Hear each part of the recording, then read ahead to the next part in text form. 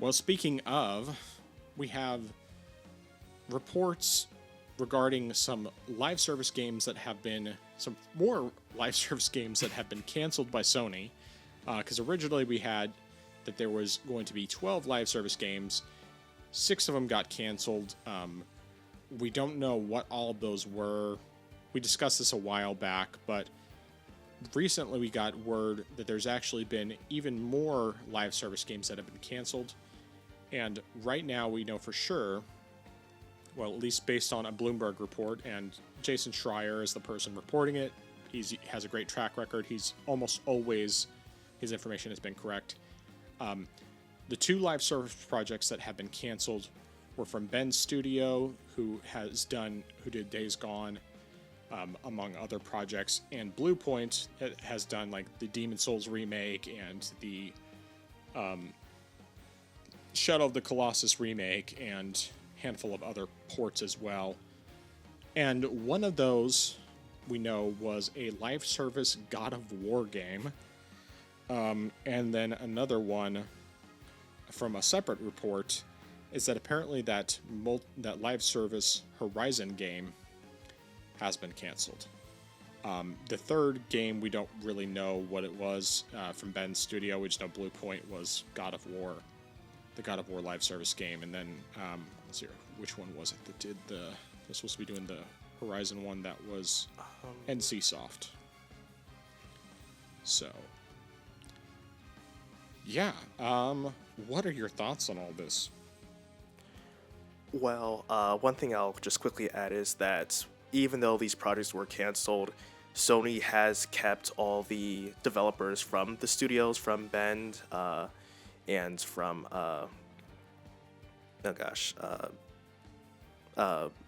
Blue Point as well. So they've just been transitioned over to other divisions. So it's not like they've been laid off or anything like that. Right. So they still work at Sony. It's just that they're no longer working on these projects. So that is the good news from this, is that no one just like lost their jobs because of this. But on the other hand, though, it is funny that, I feel like Sony is finally realizing that these live service titles, these live service ventures aren't as lucrative as they probably thought they were going to be. And I think especially I think Concord really shook them up because, I think partially after the success of Helldivers 2, even with the backlash of forcing PC gamers to have a PSN account and, effectively limiting all the countries that had access to the game or could have access to the game, I think even despite the backlash on that end, they still are pretty confident with how things were going to go with the live service market. But with Concord bombing as poorly as it did, that really made them reevaluate things. And so now they're just thinking, okay, maybe all these live service games they wanted to make aren't the best idea. And, so they've been canceling these other ones. And for one thing, though, I will say some of them I do not understand why they need to exist. Like, how would you even do a God of War live service game, like a multiplayer game? I mean, the game centers around Kratos. As a single player, as a single character, he is the focal point. How do you turn that into a multiplayer live service game? That does not make sense to me at all. And so I feel like they were really just trying to take any IP they had, even if it didn't make sense, and just try to milk it as a live service thing. And again, I feel that is partially probably something they were trying to do as part of, well, these will help finance these other games that, we want to make and develop. But at the same time, though, why not put that dedication into something that people would want? As you said earlier, Factions was well beloved by PlayStation gamers, and yet they canceled that. And I mean, the funny thing is, of course, the fact that they were having Bungie advise the development of the game, and some stuff with Bungie wasn't necessarily the best as far as how they've handled Destiny, but that being said, they still were trying to get factions for Last of Us Part 2, but that never came out. And as you said, people enjoyed the Uncharted multiplayer. They probably could have done something like that with as a live service title, but they didn't do it. And instead, they focused on all these other things that either didn't make sense or won't work out. And I'm wondering, what are they thinking? Now, do I think that they're going to abandon live service altogether?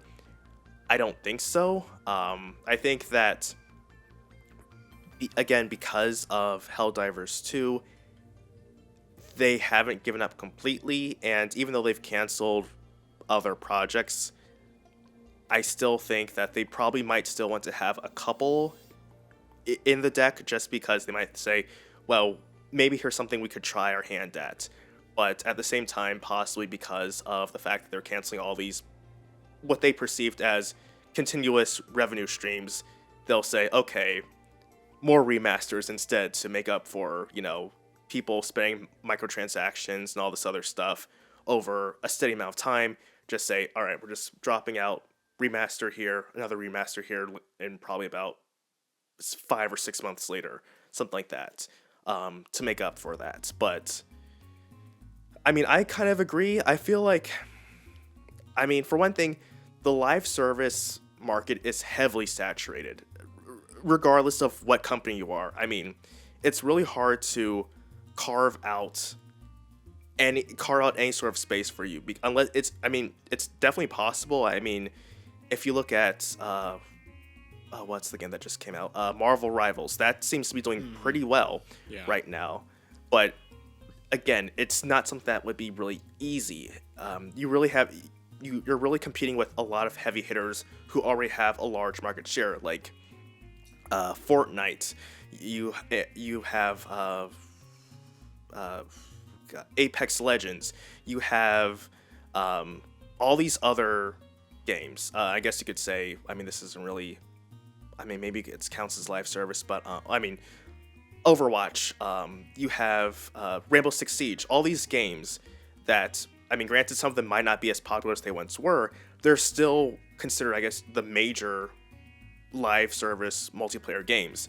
So trying to get in there is really difficult. And sure, Sony has the big brand, but they're not necessarily known for their live service games or multiplayer, which is kind of ridiculous and sad because they did do a good job back in the day. They did have multiplayer games, but nowadays they're just known for their single player experiences. So it is hard to do that. So I think Sony reevaluating their strategy is wise, and I do think that I just think instead of doing live service, just focus on a good multiplayer addition to a single player experience, which I feel like is something that before we had the internet, before we have online gaming, that was something that was fun. You had single player games, but they also had good multiplayer additions. Like for example, one thing that's popular was GoldenEye 64. You had a campaign, but you also had multiplayer that was fun to play as well. You have all these other games that came out on the PS2, on GameCube, where you had a single player game, but you also had a multiplayer attached to that as well. So that way, anyone who wants to play, you want to play with friends, you can do that. Unfortunately, with the internet, we just have, all right, let's just have only multiplayer experiences, which I'm not saying is bad, but when you lose your focus and just focus on that particular aspect, it can definitely be a detriment to you. But we'll see what happens in the future. Like I said, I think Sony might not completely abandon live service games, but I think that it definitely will not be as heavy of a focus as they once wanted it to be. I think maybe at most they might have 3 or 4 titles in the future, unless they happen to cancel some of those. But yeah, that's everything I have. Yeah, it's hard for me to say exactly what I think about all this. I definitely will say, first of all, like you said, God of War did not make any sense whatsoever as being a live service game. I mean, especially because they had Blue Point of all studios working on it. Like, why? I mean, what were they thinking? Obviously, they weren't thinking, but then you have this Horizon multiplayer game, which I think makes more sense, but still, it's trying to make Horizon more of a property, like make it more popular than it actually is. And I know that they're still like working on a lot of that, trying to make Horizon into a bigger thing, like doing a TV show, and I can't remember what else.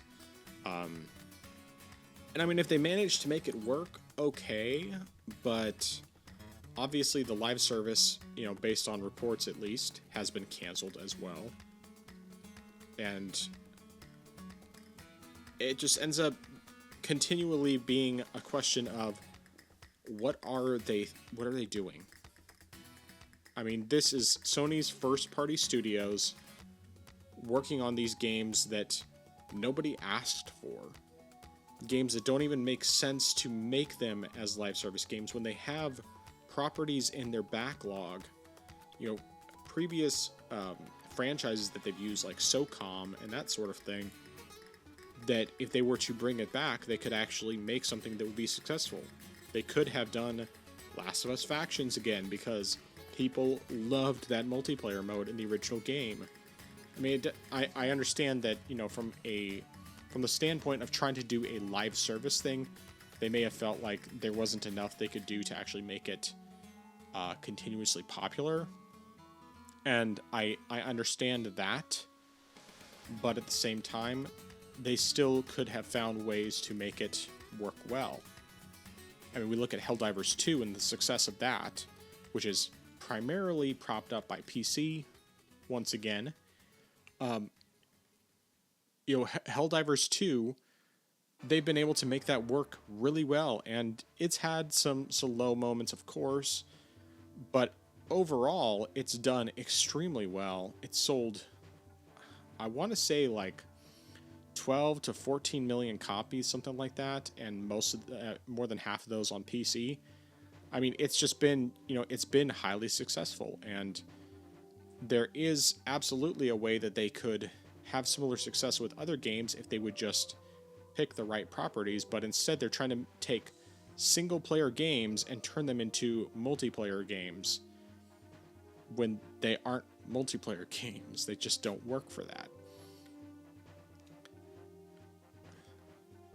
I just think Sony has lost its identity, and I know a lot of PlayStation fans especially think that Sony's identity is all based on its exclusives, and for the most part it essentially has been, but I still would argue that it shouldn't be their identity. Their identity needs to be more in making great games, and they can continue to make great games without making them exclusive.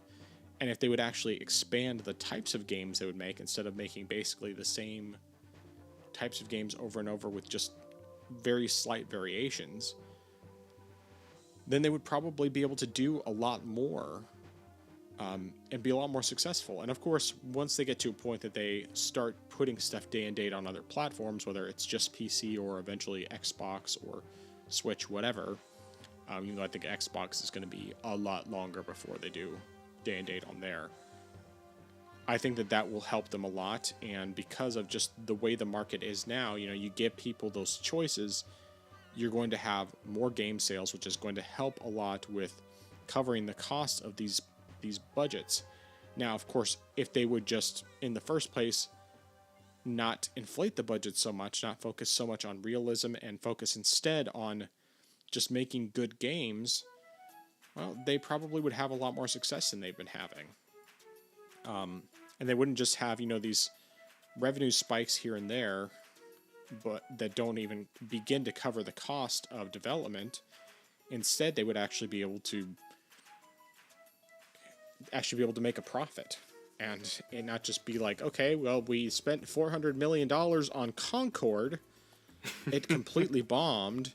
It was a complete waste of money. And now the game is just offline. It's gone. people who bought the game, even though they were able to get refunded. I mean, I can't imagine how much money they lost. Well, my guess is it was probably like 401 million because they didn't sell many copies of that game. So it's like, oh, the 400 million that they spent on development and the 1 million that they got in revenue from the copies sold would be my guess. But I don't know. I wish Sony would go back to, as Oh No, It's Alex has put it, being weird again. You know, doing all these different and unique games and just coming up with something that's special and that stands out instead of it just being basically the same general type of game with a few slight variations. So, I don't know if I have anything more to say on that topic. Agreed.